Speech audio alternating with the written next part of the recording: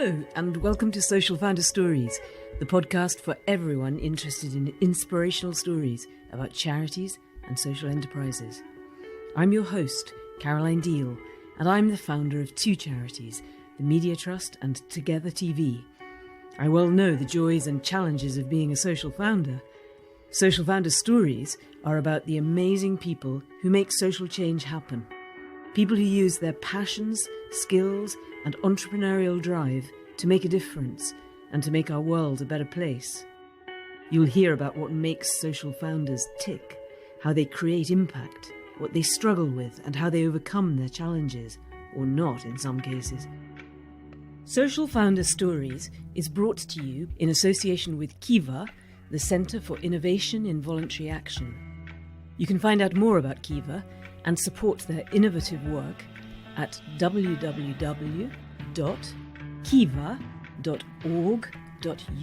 So, Sir Tim Smit, you are a knight of the realm. I have to correct you immediately. You're giving me a German thing. I'm a Smit, not a Schmidt. I always thought you were Schmidt. How funny. When were you knighted? I've been knighted twice. I was Dutch. I've had a Dutch passport all my life because my father's Dutch, my mother's English. Uh-huh. And I had started becoming English when they offered me an honorary knighthood, which I accepted. So I had a nice ceremony for that. I chose actually to have the ceremony in Cornwall because I had a choice of going up to Buckingham Palace or having it done by the Lord Lieutenant of Cornwall, who was actually a really close personal friend of the late Lady Mary Holborough. So he had a really good sort of knees up, which of course you wouldn't get at the palace. And then my English nationality came through, and by surprise I got a letter saying, "We now notice you're one of us." Oh, so you've got to actually become substantial. So they made me a substantiated knight. And it was actually funny because I went up to Buckingham Palace and His Royal Highness Prince Charles was doing the thing, and I came up to be dib-dib-dob-dobbed, and they turned around to the velvet cushion and there was nothing on the velvet cushion to give me, because they'd forgotten they'd given me all of that gear the previous time. That's hilarious. And Prince Charles said, "This has never happened to me before." And I said, "If it's any consolation, it hasn't happened to me either." Oh. So you're Sir Tim Smit. I'm Sir, yeah. With the double thing. Tell us a little bit about you. So Holland. Did you actually live in Holland ever? Well, I was born there, which is sort of like a good start. So I lived there on and off for about the first 6 years of my life. I would vacillate between, if you like, a blue-collar background in Holland and then a stately home in the north of England, because my mum was rather posh, and they had a kind of big pile that was haunted by dozens of ghosts that my granny would talk to. And it was called Hertford Hall, and it's in the list of most haunted buildings in Britain. So it was a really weird thing having this mixture of different sort of social values and norms, which I think shaped what my life would turn into, because I felt strangely at home in both, but I wasn't that fond of the British upper class things. I found it strangely loveless. Not that my granny wasn't fond of me or anything. I don't mean it quite so literally. It's just that it's as if property meant more than relationships in a sort of way. I'm being clumsy about it, and I don't wish to be hurtful to anybody. It's just that there is something about the way the world looks when you've got, if you like, some kind of establishment background, which has always made me feel quite rebellious in Britain, because I can do cricket, I can speak about rugby and the stock exchange, and I've been to all the knobby places, and I sound like a knob in every sense of the word. And yet, at the same time, I look at an awful lot of my contemporaries who've had the same public school, university background with privilege, and I often feel sad that because the way it's all set up, we've as a country provided ourselves with no incentive for change, because those that are in control or in power see their background as being normal. And it's not very normal, really. It isn't very normal. I get really irritated, though, by people wearing their charitable aspiration like a badge of some kind of virtue. I've met more incompetent, vain, naive people in the charity sector than I've even met in business. I think that one of the things that the charity sector has to rid itself of is the sense that somehow allowances have to be made for the fact that you're doing something good. because actually an awful lot of charities that I know spend most of their time raising the funds to pay the staff to do the stuff. It's as if there ought to be courses for people in how to project manage stuff, how to project manage their time. Definitely. Because you find you end up with a meetings culture and a filling in forms culture for grants from various places, which has its own form of death associated with it. And I think I'm much more comfortable with profits for a purpose. I think there are certain things which are charitable in the sense that it is something that the state cannot or will not do. Mm-hmm. It is a condition. It is dealing with circumstances which are not capable of yielding a revenue stream in a normal way, and those perhaps should be classified in a different way to things which have actually got a commercial or potential commercial stream to keep them going. And I think that one of the dangers of the way we've run our politics in this country has been that we have seen charities and NGOs or people interested in climate change as being very lazily badged as being left, anything from hard left to gentle liberal socialist. And an awful lot of these issues should just be humane, humanist in some way. And I think we need to look at that. I think there are also far too many charities as well. I was wondering if you were going to say that. Yeah, I mean, I remember being at a do in Oxfordshire, and there was a shocking number of charities that were dedicated to prisoner rehabilitation or whatever. You suddenly thought, blimey, And then when you look up and find the amount of people who have started charities, understandably, because the emotional draw of wanting to demonstrate your love for somebody who died from a particular disease often makes people want to set up a charity to deal with this disease. But you've got all of these administrators all over the place dealing with kidney disease or liver disease or fire or whatever it is. And I think it actually diffuses the energy. I've come across a lot of founders of small charities that are, again, particularly those ones that are in the name of somebody, who just don't want the small amount of money that they have or that they think they can raise to be gobbled up in the chief executive's salary or the administrator's costs or the rent in the office. And they want to just make sure that that money is going directly to the cause.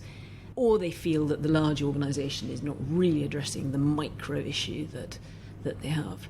So what would you say to somebody like that? Okay, this is a generalisation from which there will be exceptions. I think there is a tremendous confusion between I want to deal with this problem, let us talk about, say, homeless people or refugees or whatever it is, and asking the question, what would be the most effective way of dealing with this problem? Surely the question is, shouldn't we be raising the money for the person that can actually do that job and stop putting this pattern of the amount you pay is equivalent to your moral compass? I find that so confused, because I think if you want to sort a problem, you want the best people to be sorting the problem. If you haven't got the money, and you haven't got the money, fine, then you have to compromise. But there is a very puritanical streak in that whole sentence. I want to see it all going to the front line. It's a bit like, let's fire all the administrators in the hospital service. We need more doctors and nurses. Oh, really? Have you spent a lot of time with doctors and nurses? A lot of them are brilliant with patients but can't tie their own shoelaces. And you need to actually have administrators, great administrators, to do some stuff. And what we've done is we've demonized administration and pretended that action at the front line is the thing that makes all the difference. Well, yes, but to get that action on the front line, as I know from doing Eden, you need brilliant people who've got the ability to conduct. I love that film, The Sword in the Stone, the Disney film, where it's one of my favourite films, where there's a scene where Merlin goes into the really filthy underground kitchen at the castle, and he wants to take the wart, the future King Arthur, out for a bit of training. But the wart has been told he has to do all the cleaning up from the feast the night before. And Merlin just waves his wand and all of the things start dancing in the air and being washed, and by brushes that are just magic, and so very soon they're little ping, ping, ping. Which is what we'd all love, running the charities and social enterprises that we have. Yeah. So tell us a little bit about you then. Come on, how did Eden start? There's obviously the Helligan Gardens as well. I can't talk about Eden without starting with Helligan on the grounds that I had no interest in plants whatsoever. I mean, really, I didn't. I would go for a picnic to a nice garden. If you want to be factually accurate, I studied archaeology and anthropology at university. I'd played the piano all my life, but for myself, I had no intention of playing for a public, nor yet did I actually want to play any music by anybody else. It was my music for me. And at university, I was skint, and my friend Charlie Scarbeck and I decided we'd form a band doing kind of cover songs to earn money at the May Balls. So that's what we ended up doing. And we built a big PA system, and then the punk boom came. And most of the punk bands didn't have PAs, so we rented our PA for far more than we ever got for playing. But that's interesting that actually Eden then ends up as effectively a concert venue as well, as a place for homelessness and refugees. You spotted that. So it's probably helped you all the way through. And let's go back even further, actually. You were talking about that feeling that you had in the pile, as you call it, in the stately home that your mother had, your granny had. Yeah, my mother's place. When you were really young, did you feel, was there anything in you that thought one day I might change the world, or one day I might make a difference, or did you? No, not at all. My excitements were going down with a jam jar to try and catch water boatmen in the pond. Mm-hmm. I can still get excited seeing ponds for that. I would spend hours and hours lifting big stones that were in the garden, in the hope that I'd find a toad underneath. Lovely. And sometimes you'd get the ultimate bonus of a little mouse or something. And my memories are all of scrumping strawberries and getting admonished for it, and stealing eggs. I loved going out to the chicken runs, and I loved that feeling of putting your hand underneath a laying hen and feeling this warm egg and then withdrawing it. So I've long had a very romantic connection to the smell of straw and hay and fresh earth with crushed fern, essence of crushed fern behind it from lifting rocks. Lovely. And that kind of soupy, swampy water smell that you get right on the banks of a pond as you're going water boating. And smell is just fantastically important for me, and I can evoke memories just like that with a smell. I wasn't really interested in gardening, but I liked going into the garden, but I was actually hunting for animals or trying to catch butterflies or all of that sort of stuff. Let's go forward again. I became deputy county archaeologist for the Bose Museum at Barnard Castle, which is amazing. I never knew that either. Oh, God, it was the best job I could ever have invented. It was the hot summer of 1976, when the known archaeology of Durham increased by over 30% because of all the crop marks that started to come up all over the Durham. So I spent my time just in joyous discovery, because I had a very good boss, and he would host on Fridays. People would come, anything that had been found in Durham that you wanted identified, you came to the Bose Museum, and it was the Friday thing. It was like living the Antiques Roadshow. You never knew what was going to happen. It was just marvellous, absolutely marvellous. And then other times we'd go up in light aircraft taking photographs, rather amateurishly, of crop marks that were evolving. It was just bliss, except it was so badly paid. It was just appallingly paid. So eventually Charlie, who'd become a child psychologist, and I said, should we take a punt on going to London? Because most surely the roads of London are paved with gold. And so we moved to London on a sort of whim, but Charlie's mum had a flat in Lexham Gardens in Kensington. So we built a little studio there in a back room, and away we went, songwriting. And that's what we did, and we were stunningly unsuccessful for a while and unemployed. And then one day I was playing football on Clapham Common up near the Windmill pub, and it was a place where people who were in the creative arts would gather at a certain time, and you just pick teams. It was very, very casual. And I just happened to kick this man very hard during a match, and someone said, do you know who you've kicked?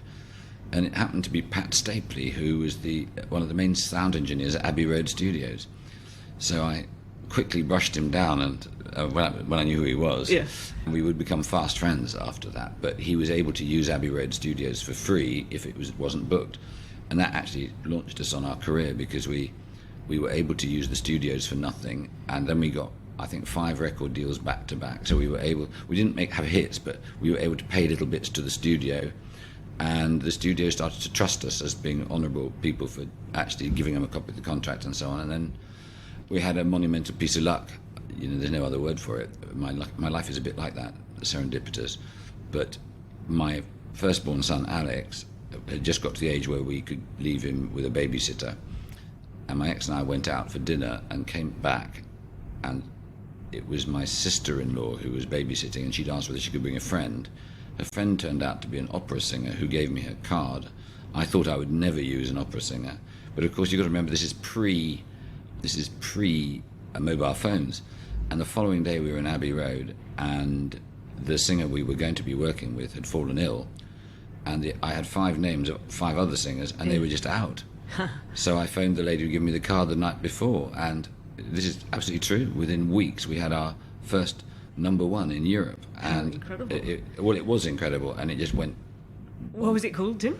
It was called Midnight Blue, and it became the biggest selling record in French history until Live 8's They Know It's Christmas.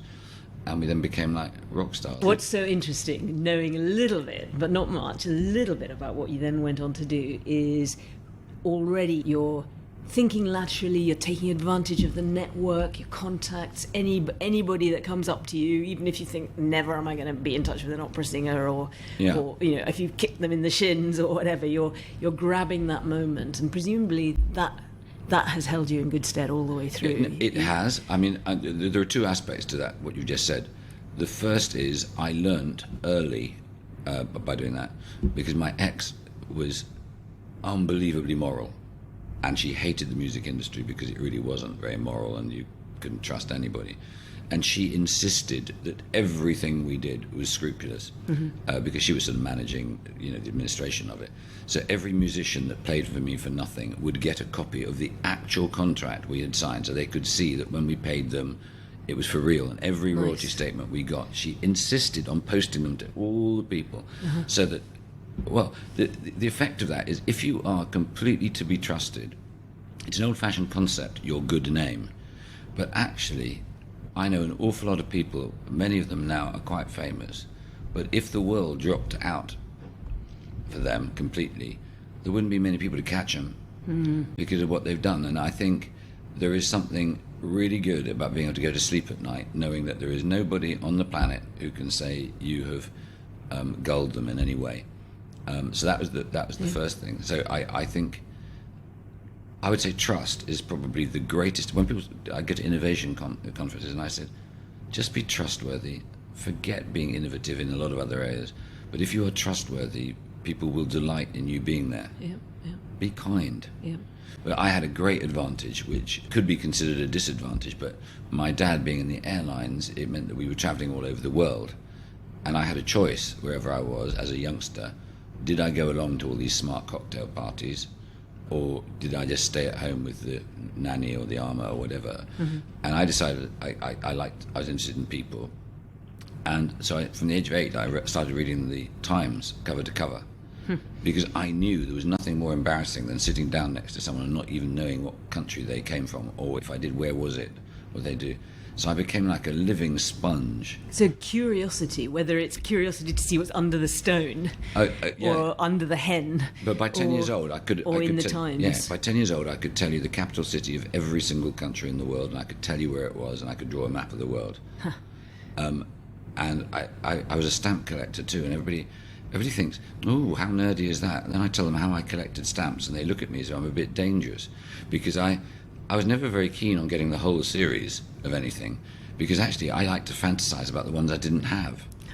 And it's funny, my life has always been like that. I love mystery. I can't wait to get to the end of your founder journey and find out what you're doing now. But let's go back to, so you're in the middle of this amazing, buzzy rock industry, getting number 1 in London. Several. And then what happened? How did you end up doing the Gardens? Well, if I was to describe just in a sentence, I fell out of love with the music industry. I changed my life at 33. And I went to Cornwall on holiday. It rained. I went into an estate agent to escape the rain. I saw a house for sale. 40 minutes, an hour later, we'd agreed to buy it. How wonderful. And so we moved to Cornwall. I then spent all the money I'd made in the music industry buying the house and then doing up a barn. And then I was genuinely really close to having absolutely nothing. And you had 3 small kids. I had 3 small kids, and I didn't know what I was going to do with my life. And then 2 rather extraordinary things happened. I had made a record 12 years before or something for fun. We had a studio in Farnham, and we had a friend with a banjo, and we played a record that was somewhat reminiscent of In the Summertime by Mungo Jerry. But it was Great song. But it was a joke song about fishing, and it was full of fish puns, you know, and it had this rousing chorus: go fishing, just you and me, all by our own, and blah blah blah. And anyway, absolutely skint. I was in a dentist's, and I've never seen a copy of The Stage in a dentist's, but there it was, and I opened it up, and the page opened up with a picture of Jack Charlton. And it was an announcement that Jack Charlton was about to make this television series called Go Fishing. And I couldn't help myself. I just sent a cassette of the Go Fishing to the people making the programme, and they got straight back and said, it's perfect, it's what we've been waiting for. And by the way, would you like to do all the other music on the thing? And they said, we'll pay 2.5. I thought they were going to offer me 250 quid. I would have accepted that.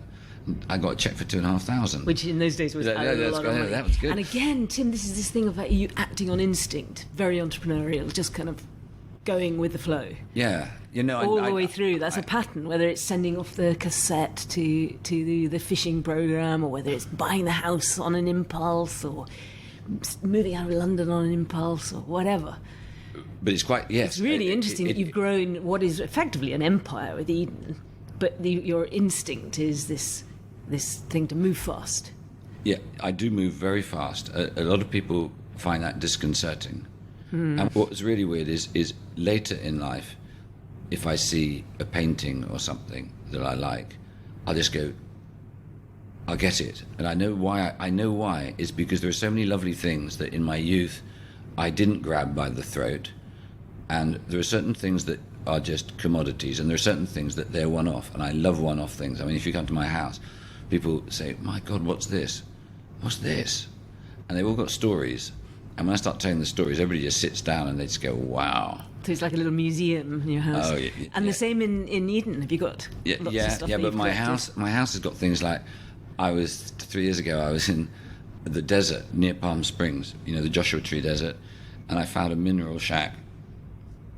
And I went in to get a glass of water because it was really hot, and we were looking at the marvellous Joshua trees around there because I was interested in plants by then.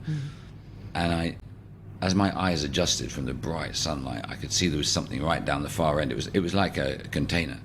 And I went to the bottom, and in this cabinet was this marvellous thing. And I said, is that what I think it is? And the guy in the shop said, depends what you think it is.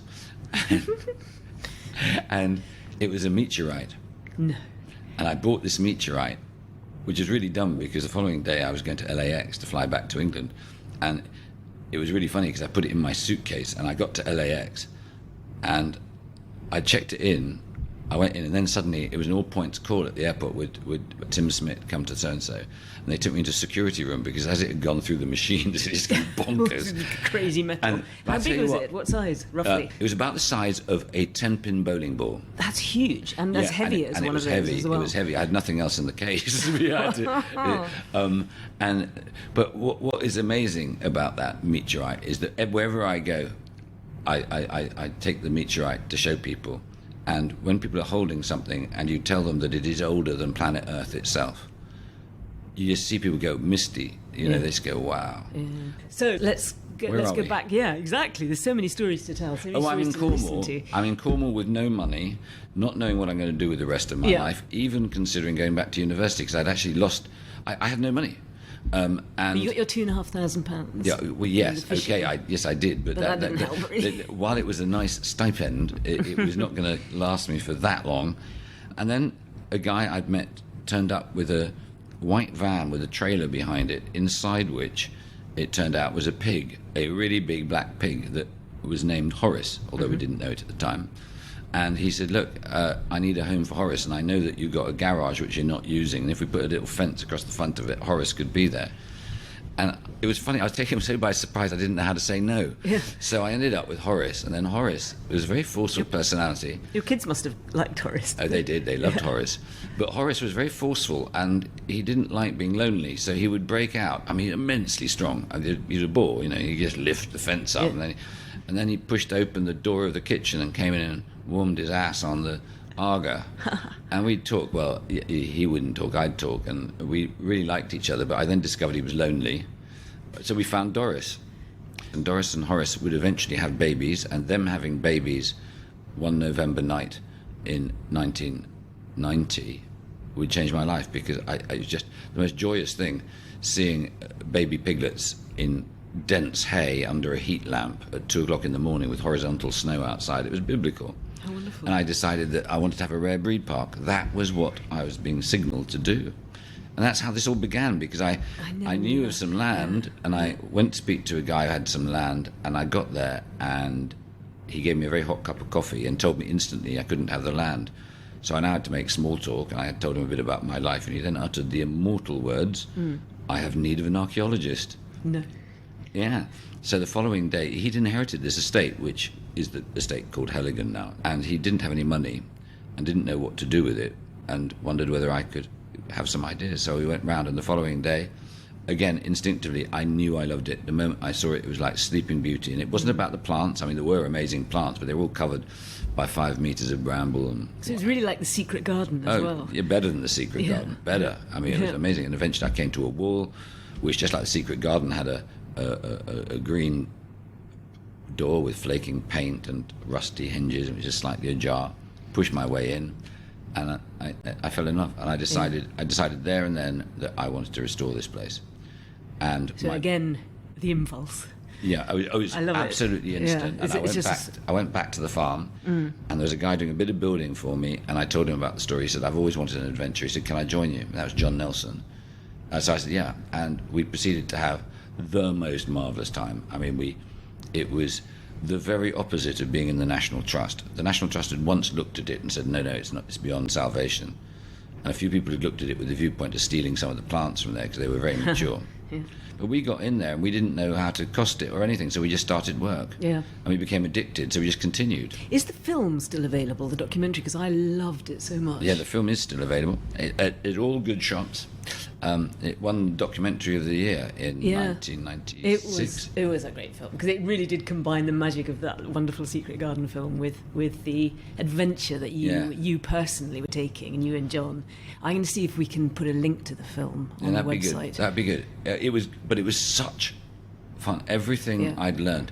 And this is one of the things I say to youngsters. I mentor about 15, 17 younger people. Actually, I also do some older people. But I say to them, it isn't always about money. It really isn't always about money. Very often, doing something too small is the reason for your failure. Most people cannot be excited by the small. See how big you can make it. And strangely, the bigger it gets, the easier it starts to become. And why? Because there's a whole world outside of yours full of men and women who dreamt in their youth that they were going to have a great adventure in their life, who now have a bittersweet kernel of disappointment, gentle melancholy about what they haven't done. If you can then create a stage on which all sorts of people can rekindle their excitement at doing something marvellous, there's not much you can't do. And I did it at Helligan. We ended up with like 100 volunteers and whatever. Yeah. Something that would have cost tens of millions to restore. We did it for about 450,000. Yeah. And we did it because all these people came, they volunteered, they loved it, they were so excited. And we'd sit in the old goat shed having tea from the tea urn, just talking about and we get excited about finding anything. And then I borrowed a metal detector, and we metal detected the garden, which no one had ever done that in garden restoration before. And we found all the old plant name labels and washed them off with soft soapy water, and then put the Indian ink would react with it, and there you were. You found all these plants, and we started to come up with a philosophy to put it back as it had been. Mm.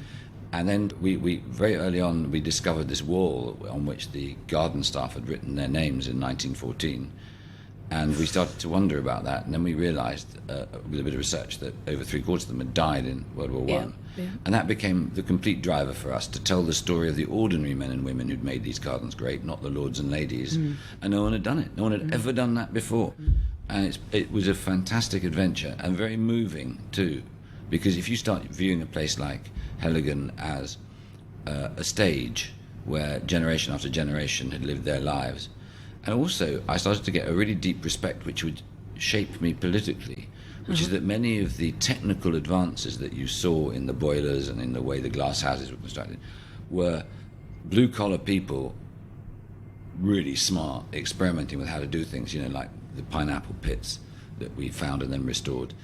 But it took me years to restore them because, of course, you think that you're looking at the ruins of something that was coherent as opposed to an experiment itself. So you were restoring all the walls when, in fact, 2 of them had been knocked down, 200 years previously for not working. Do you think there's another film to be made about Helligan now, actually, looking back on it? Possibly there is, actually. But what would make it current is, since Helligan, an awful lot of people have taken on, and I don't mean this critically, have taken on the clothes of Helligan. I once said, and I meant it as a quip, that if you can't dream in it, you don't feel like getting drunk in it, and you're not inspired to make love in it, tarmac it. Lovely. And I said that because too much of Britain's worship of gardens is down to a kind of middle-class thing. It's a garden, it must be lovely. A bit like, it's a charity, it must be good. And actually, gardens at their best are the torturing of nature to human ends. That's actually what a garden is. It's not natural.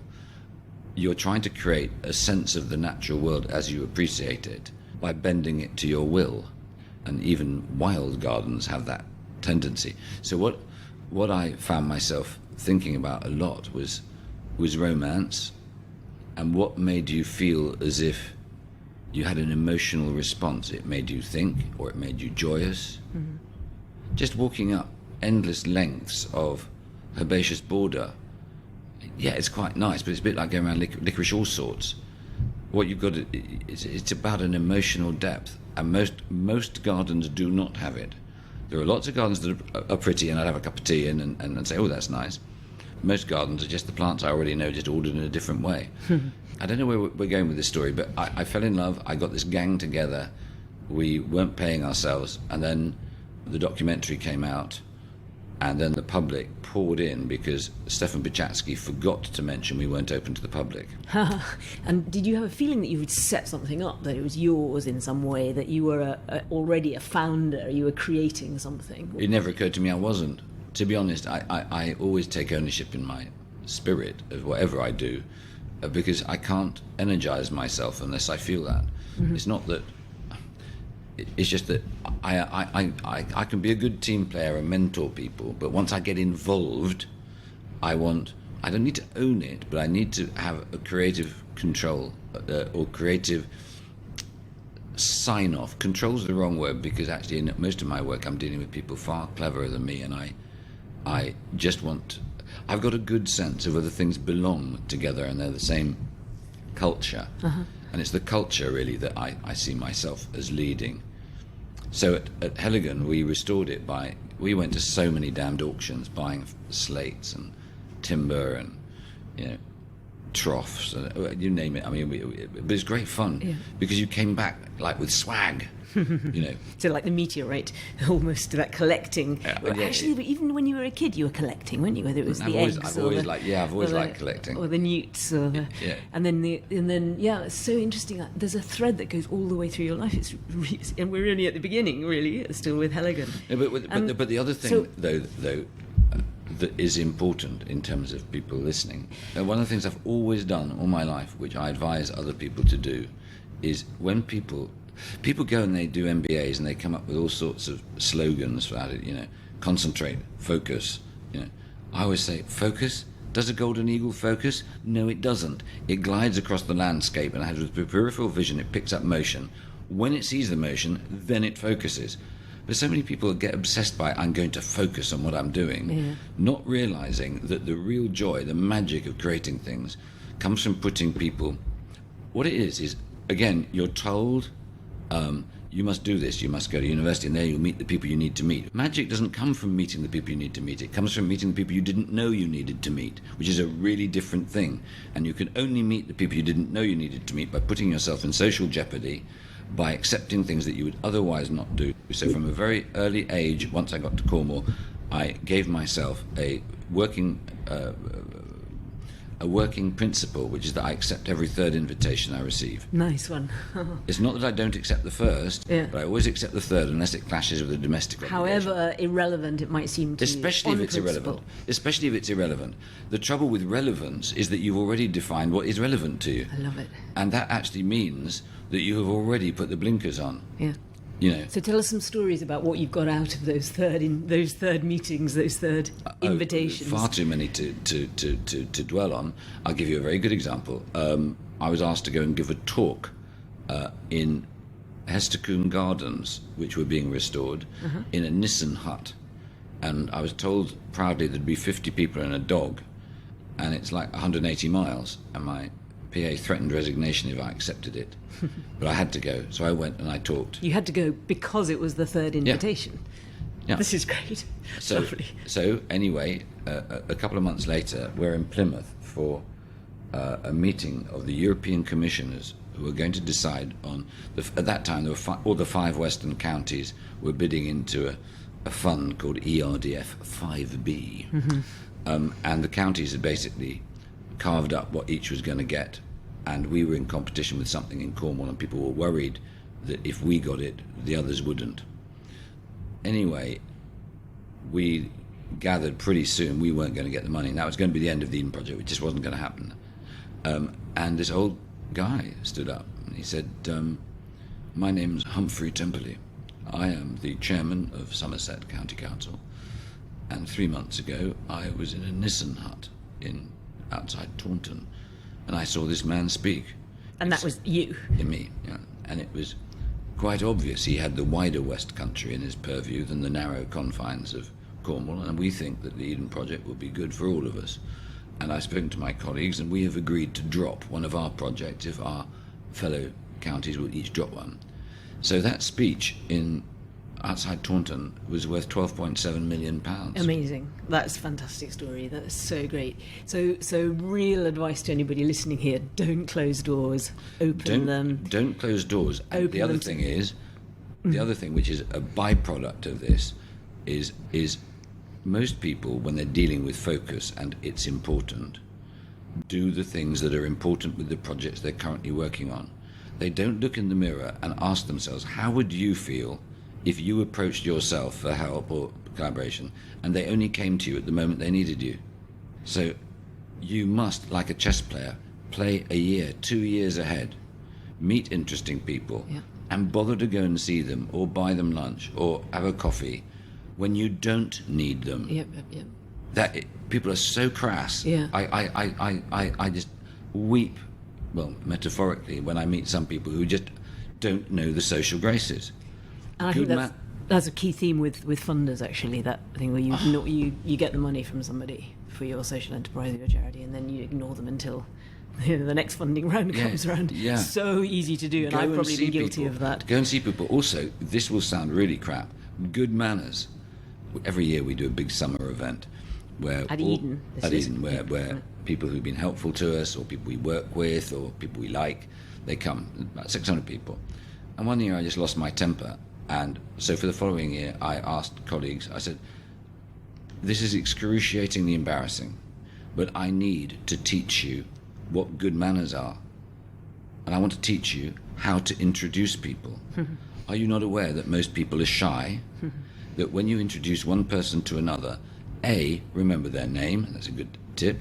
B, give the person you're introducing them to 2 lines on what this person does, so if the shy person can't think of something interesting to say, they can immediately come back with, oh, that's very interesting. It's basic, but so many people don't know these things. It's not that they're bad people or anything, it's just that I have found that good manners and being trustworthy are just fundamental to your success. And it doesn't mean that you're being good-mannered to be creepy. it's actually really nice to make where you are feel good and agreeable. And people's behaviours are so different when you behave well. But it also ties in with your curiosity, because you're curious about all sorts of people and all sorts of places. Yeah. So I'm going to whiz us ahead to how The year Eden, 2025. how Eden happened, because I also want to hear what you're doing now, because you're not day-to-day running Eden anymore, are you? That's for you to ask and me to answer in just a minute. Well, the Eden Project began as an idea, very simple. I often joke that people say, "Oh, Tim, you're so visionary," and I then reply saying, "Find me a 12-year-old that did not dream of building a Rapunzel tower or a castle, or was influenced by Mad Ludwig in some way, or built a dam or whatever, and I'll show you someone with arrested development." Everybody does. Everybody dreams of that stuff. The only difference in me and the general population was that I had this idea that if you had a big dream to build a lost civilization in the crater of a volcano, I had this vision in my head. So I'm using the word vision rather a lot, but I had this vision as a picture captured in my head that you would have seen, which is of David Livingstone in a top hat discovering Victoria Falls. And he's got this kind of expression of almost blank amazement, and his mouth is just slightly open. And I wanted to create a place that was so theatrical that even the biggest cynic in the world would just for a moment go, wow. Yeah.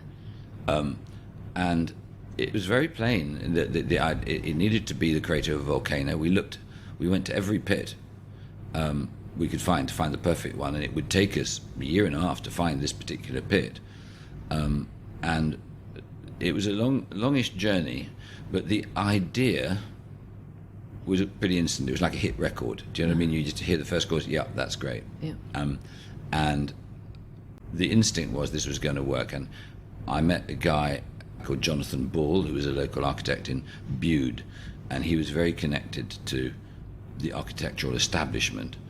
And he was charged with making the introductions to people who could be helpful. You always knew you wanted to do this in Cornwall, did you? Yeah, because I lived nearby. Yeah. So I didn't want to travel. Yeah. And I had retrofitted exactly why we needed to do it in Cornwall, because it has the broadest flora of any place probably in the world. Because you go from moorland to these subtropical valleys that lead down to the rivers. And I was very happy to be in Cornwall, because Helligan was doing really well. Besides which, Helligan was going to have to fund it, because there are real weaknesses in the state funding in this country, which are that civil servants like the idea of innovation, but what they mean by innovation is that it's been done dozens of times before, but you're just rebranding it. Genuine innovation is a foreign territory, and it comes with the word risk. Yeah. And you can get fired for having risk, and if you say no, 99% of the time you would have been right. Yeah. So going back to me being a visionary, I think the most visionary thing I did was to believe we could have persuaded all those professional naysayers to just say yes. So I didn't know that you used the Helligan money to seed fund Eden. Yeah, How did that work? We had to buy the nursery because the Millennium Commission didn't understand that nature worked in seasons, not in terms of year budgets. So we were going to be a year late if we hadn't bought it. So we spent about £700,000, which is a lot of money for us. I mean, a lot. So that's a huge financial risk. Yeah. So you're effectively borring from Helligan, or yeah. How did you structure it? We're borrowing. The way it works is you borrow, and then if it doesn't go ahead, you've lost it. Yeah, that's what you did. You didn't do a joint venture or anything. No, we didn't. It was always the intention that it should become a charitable project. The truth is, I would much rather it had been private, if only because the skills of cat herding, getting people organised and having opinions different to your own is tricky. Yeah, I was going to ask you about that. But we knew that we could not apply for the sort of level of money we needed, or to the lottery if it was private. Yeah. And there was not the commercial investment around for that sort of thing. Could you have created a business case for commercial investment? No, but this is because business cases and the state's business cases are wrong. Eden cost in total about £140 million, something like that, £145 million. Over how long? 2 years, 2.5 years. Yeah. We built once we decided we worked really fast, and we had fantastic constructors in the McAlpine boys and girls. And Cullen McAlpine was a great inspiration to me because he was the boss of Sir Robert McAlpine, and we asked him whether he'd join our board. because I felt, a bit like when I was working at Abbey Road, if I had the constructor really close so they could see the money, they could see every contract, whatever, they could then take risks based on knowledge rather than anything else. Yeah. And that was just such a good move. And Gaynor Cody, who was the finance director at the time, who would go on to become joint chief executive with me, she was really hot on the idea that, okay, we've got a long way on transparency, let's just keep going there. And one of the civil servants at the Millennium Commission had said, to understand civil servants, you need to know, if you're honest with them, they can deal with any amount of terrible information. That is their talent. If you lie to them, they are exposed in front of their minister. So there's your theme of trust coming through again. Trust is absolutely important. Don't hide anything. And we were really well looked after by the Commission. They were great. And so you felt you had to set it up as a charity, despite your misgivings. Yeah, and because that way you could access funds. Was it also about the brand as well of the project, and something about the public trusting it, and did that come into? No, that's Postop Rationalisation. That's not how I felt. It was pure pragmatism at the time. I actually did feel that the end product should belong to the nation, but there again, the Lost Gardens of Helligan, which belonged to me in terms of the business and everything else, I no longer feel as if I own it, because we've got so many members and so many people for whom it's important. We've had over 400 people have their ashes scattered there. Wow. So every small change you make, people say, and I love that. I love the fact that you're a steward of something, and I always wanted to be a steward of Eden. And that's how it's become, because I think the truth is that especially men tell their history backwards, full of fibs, because they cannot believe the random nature of their life, and they want it to look as if everything had an intention. You know, that's kind of like the masculine thing, I think. Whereas I think women are far more prepared to take chaos and its. Or do you think it's a founder thing? Do you think it's I don't know. When you ask any man about the story of their life, and they will make it look logical. Well, yours is sounding pretty logical. Sounds like there's key themes coming all the way through from when you were little kid. I suppose, but where I ended up wasn't logical. I mean, it wasn't logical to become an archaeologist, anthropologist, and end up running two big botanical things. Logic, serendipity, or sheer founder spirit? Here, dear listener, we pause Tim's amazing story. Listen to episode 8 to find out more and to hear about how Tim builds Eden, engages the local community, deals with tough times, inspires his staff and board, and then moves on to developing new international projects. Thanks for listening to Social Founder Stories. I'll really look forward to your feedback. You can follow us on Twitter at Social Founders, and of course, if you are a social founder, or even thinking of becoming one, let me know. Social Founder Stories is brought to you in association with Kiva, the Centre for Innovation in Voluntary Action. You can find out more about Kiva and support their innovative work at kiva.org.uk.